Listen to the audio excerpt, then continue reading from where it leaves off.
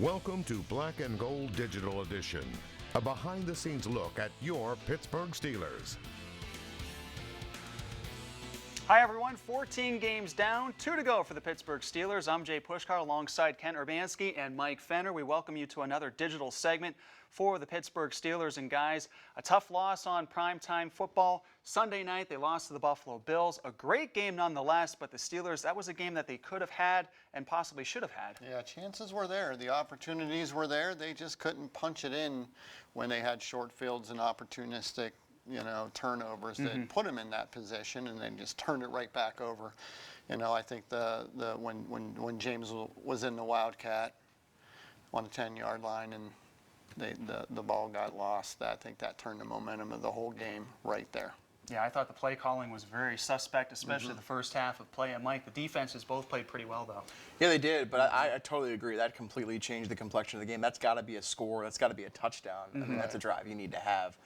But, credit the defenses. I think a lot of people are starting to take notice of what the Bills are capable of doing on defense. Some people have seen it all season long, but I think others are starting to realize, okay, they are for real. And both defenses should be commended for the way they played. We knew it was going to be a low-scoring affair. Yeah. Probably not going to get to 20 points, and neither did. I agree with the suspect play calling, though. When you address 5 running backs and you throw the ball 38 times, there's something wrong there. Well, you take the ball out of the quarterback's hands in the red zone, especially inside the 10. That's where I thought it was kind of suspect, especially with James just coming back onto the field for the first time in months. He's going to handle a direct snap and then possibly try to get a touchdown, and that actually led to a turnover. So very interesting nonetheless. And Devlin Hodges didn't play very well either. Yes, he had the 4 interceptions, but, I put an asterisk to it because I do too. Those 2 interceptions, both those came with under 2 minutes to go in regulation. That's just desperation time. So he didn't play all that bad, but he also didn't play good either. Well, Tomlin came out in his press conference and says, as long as he doesn't kill us. Well, I think the play calling killed Hodges. Yeah, I think it did. I don't think the play calling was in favor of his skill set in that game at all. So, but you got to move on from it. We got a game with the Jets, and every game's important from here on. You got to win. Mike, do you like the fact that they're staying with Duck and just giving him another opportunity? Because it's a small sample size still for him, and he's had some good success early. This was his first setback of the season. I don't know if I'm in favor or against it, but I think it's very telling right now that you let him get away with that kind of a game. I know you said the 2 interceptions late, kind of an asterisk, but on the same token, the leash was pretty short for Mason Rudolph, and this is the guy that you thought might be your future quarterback, and now the leash looks a little bit longer for a guy that you didn't anticipate to play this much ball. So I think it's very telling this point in the season, and for people to say that it would be bold to go back to Rudolph, well, it was bold to go to Hodges in the first place. So it's very intriguing to see what they've done with this quarterback situation. At this point, you do have to just consider, don't worry about what anybody else thinks. Whatever you think gives you the best chance to win these 2 football games, gets you in the playoffs. That's what you got to go with. And I'm going to say it again. I don't think that the coaching staff gave him an opportunity to be successful in that game. That's why he's getting another shot here. I think that's a way for the coaching staff to say, we take some responsibility in this with our play calling. Yeah. We're going to give him another shot. True. And another thing, too, for our Black and Gold Today show, Tim Benz from WDVE even said, hey, Mason Rudolph played horrible against the Cincinnati Bengals. Duck Hodges played bad against a very, very good Buffalo Bills defense. So the fact that, they're making those comparisons, hey, let's give them another shot, and it's going up against a team that's not very good this year in the New York Jets. And guys, let's move ahead now to those Jets. This is a team that's very Jekyll and Hyde.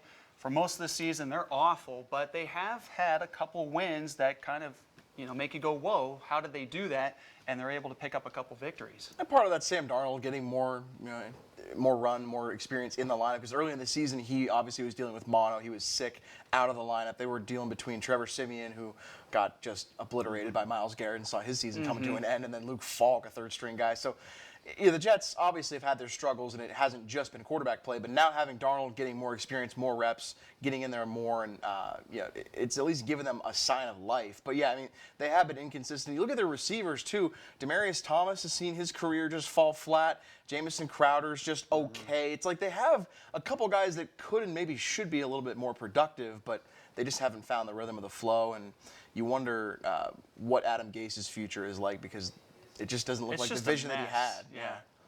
I'm just I'm just wondering how much they're going to care about this game, especially if they get down early. Oh, You know, yeah. if the Steelers go in there and put some points up real quick, I think they would. So how huge is that then for the Steelers to just go for the throat right off the bat and play well and really set the tone? It's huge, but will they do it? Will they come out with that kind of conservative game plan again to not give Duck an opportunity to fail? You know, so I don't know. They're the number 1 ranked defense stopping the run. So what kind of game plan are they going to come up with? Are you going to see a heavy dose of James Conner? Are you going to see him finally coming out of the backfield and catching passes over the middles, things like that? They're going to have to get creative and you know, not be conservative here. You got a lot on the line. You got to win. And Mike, going back to the play calling too, I mean, they really didn't run the football all that much against the Buffalo Bills, and you're getting your backs to be healthy for a change. You got to feel like they're going to give it to Benny Snell or James Conner or anybody else to really lessen the workload for Hodges. Yeah, it was surprising and disappointing. 15 carries with 5 active running backs against the Bills. I know the Buffalo plays good defense against the run, but still, yeah, I think that's got to be the 2 keys is start well by running the football, establish the run. If they get that early lead, I think the Jets, along with their fans, are going to be very disinterested in taking out of this game. Pound away at him. I mean, Benny Snell got 2 carries in the last game, against the Bills, and he had been doing really well in games, you know, filling in for James. I was shocked at that. So, yeah, I think you're going to see a heavy dose of them trying to pound at that defense and wear them down.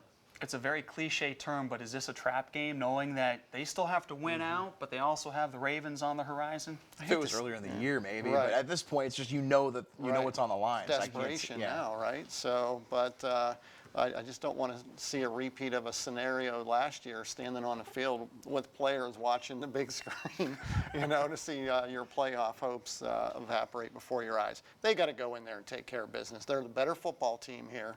Go in and win that game. Mike, when you were at practice this week too, did you get the sense that they feel that way, that they are the better team? Let's just grab the bull by the horns and let's go take care of business? Well, it's like 2 C words. They feel comfortable because they have control over their playoff destiny right now. That's what they totally believe. They know if they go out and get it done, it doesn't matter what anybody else does. They're going to the playoffs if they win 2 games. So they are not concerned about scenarios. They're not concerned about other matchups, and that's a good thing to have right now in your back pocket. Is hey, we go take care of our business. We game plan the right way. We execute. We don't have anything to worry about. And they seem very confident. And just keep in mind, after the 0-3 start, they haven't lost back-to-back games this year. So coming off a loss, it's kind of like the Houston stat where they've kind of had this weird pattern: 2 wins, a loss, 2 wins, a loss. They haven't had back-to-back losses all season since the 0-3 start. So you'd have to be encouraged by the fact that they do adjust, they do come back and correct it with the film. And TJ Watt said, we don't want to put that negative film out there. That was the one thing that stood out to me. So that's kind of the mood, I guess. Finally, guys, the Pro Bowl selections were this week, and a handful of Steelers made the Pro Bowl, deservingly so. And it's no surprise a lot of those guys were on the defensive side of the ball. Right. But what a great honor for these guys, and just really paying off for the work that they did throughout the season. Yeah, a little surprised Bud Dupree didn't get a nod there because his stats are better than everybody else's, you know. So, would they get 6 guys on there, including Tyler Medikevich on the special teams, which And he seems like he makes a tackle Right. every kickoff of Right. every game. I mean, the games that I've been to at Heinz Field, you're Right. calling his name all the time. Yeah. I think you will end up seeing Bud make it because a lot of guys kind of drop out due to injury and things of that nature. I think he'll be in that rotation. You'll see him down there. So you don't think they're going to the Super Bowl? Well, I had to put you on the spot. That's a good one. let's get through the Jets first. You know what I mean? Let's get in first and then see Right, where yeah. it'll take us. I had to.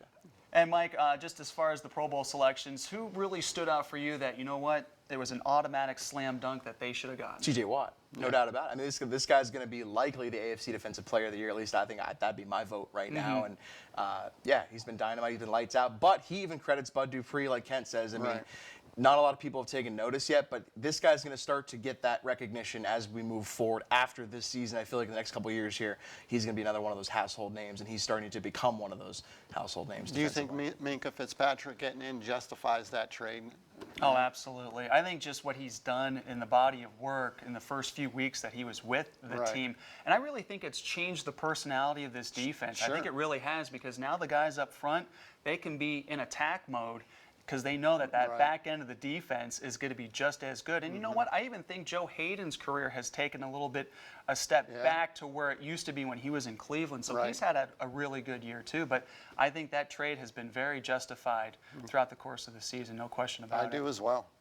And I don't think that trade happens if Ben doesn't get hurt. So, you know. It's amazing how the season just Yeah. progresses. So and many just twists and how your turns. roster looks. I Right. mean, we go back to training camp and you're like, okay, Devlin Hodges, Right. who's this guy? Right. And then they release him, they bring him back, and now Yeah.